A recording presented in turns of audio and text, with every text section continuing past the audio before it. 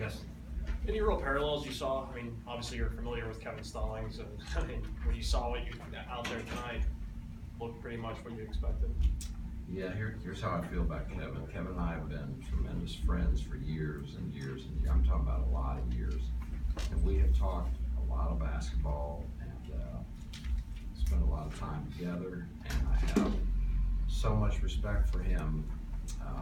He's a great coach, and he's so knowledgeable, and he's got such great natural feel for the game. And so this was a heck of a challenge for us.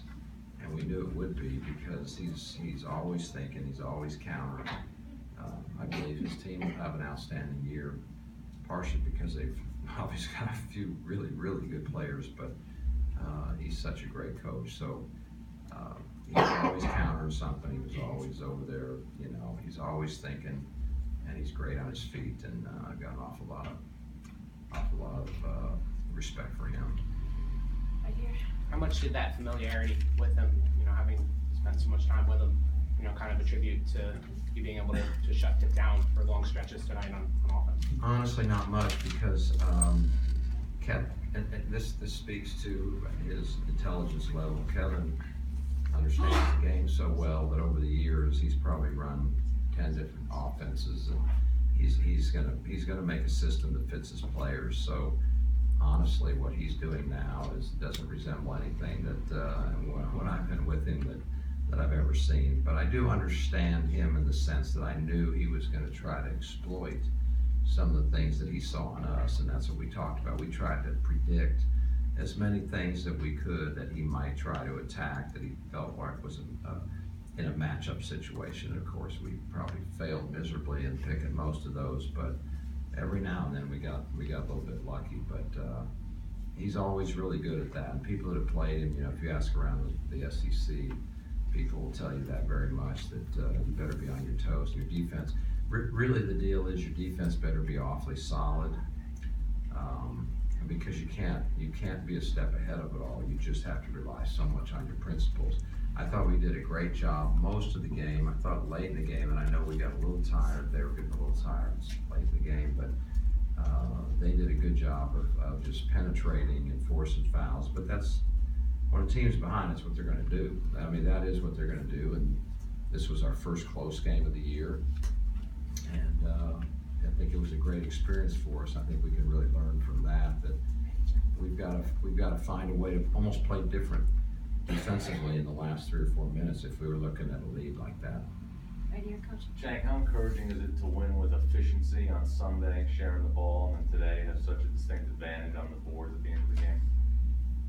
Yeah, however, I've been saying this a lot, and I hope I keep saying it. I think I will. I really enjoy this team for a lot of reasons. If I had a complaint, it's that we only have 9 scholarship players. That scares me each and every practice and each and every night when I go to bed. But I really, really trust their commitment. I trust their work ethic. I trust their competitiveness. I trust their camaraderie and chemistry.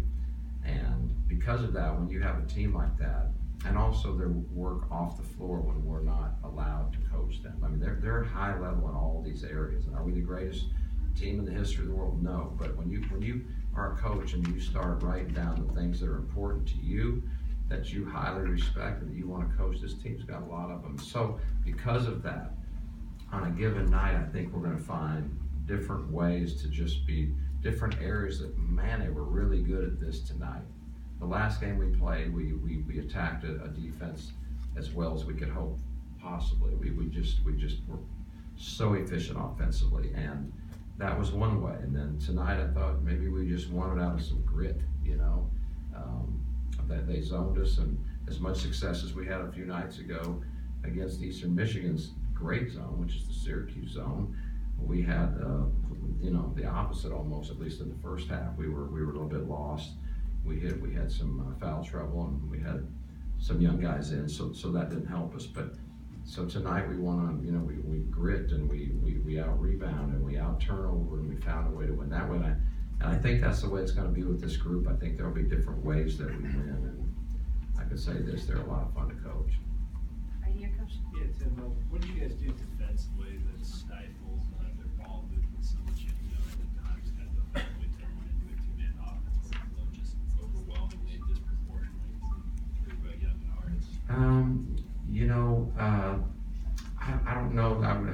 to act like it was some ingenious plot that I could make myself look better. We did prepare hard. We did. We prepared hard as we could, but here's a tough one is, you know, they played 2 games like we played 2 games. One of the games they played just like us, Eastern Michigan, was all zone, and we played man. So we really had 1 game, and I know 100%, so did Kevin, that he's not showing all the stuff in the Gardner-Webb game. He's not at all, so we know that. So we're just trying to get an idea of where he's coming from and what he's thinking. And honestly, our game plan was pretty simple.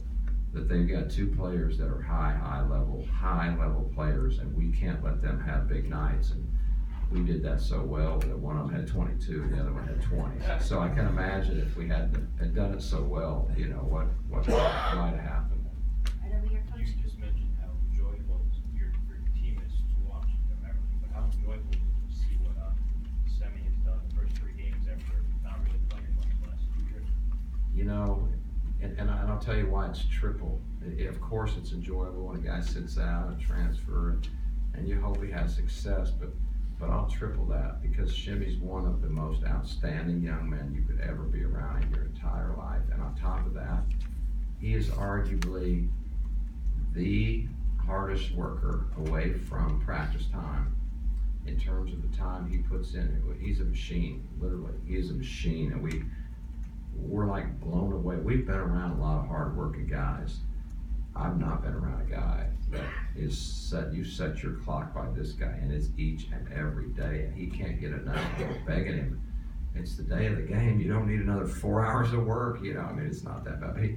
But so when you see a guy doing that, and then he comes out after all, you know, I mean, think of what he's been through. Think about his life.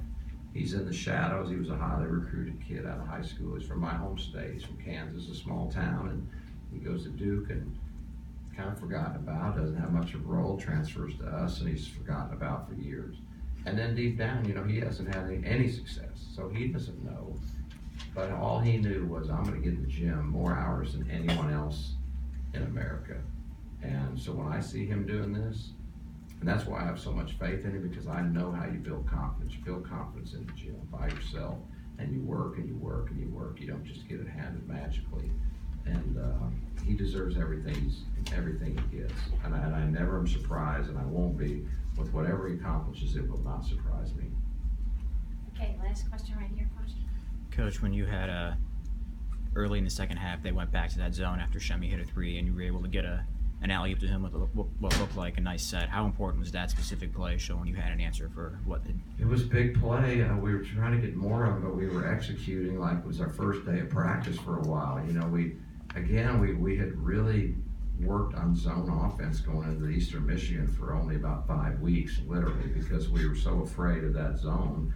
And it paid off, and right in front of us, like, oh my gosh, we're just so good against the zone. And then 3-4 days later, we looked like it was day 1 of practice. We didn't know where to go, and that was big. Second half, we executed much better, obviously, against the zone. And part of it, our freshman, I thought, did a great job. This is a big 3rd college game. You're at Madison Square. You're playing Pitt, who's in the NCAA tournament last year, an ACC team, and you're out there playing like real minutes, and they're changing defenses, and they're pressing, and they're playing a 3-2 zone, which we haven't faced all year.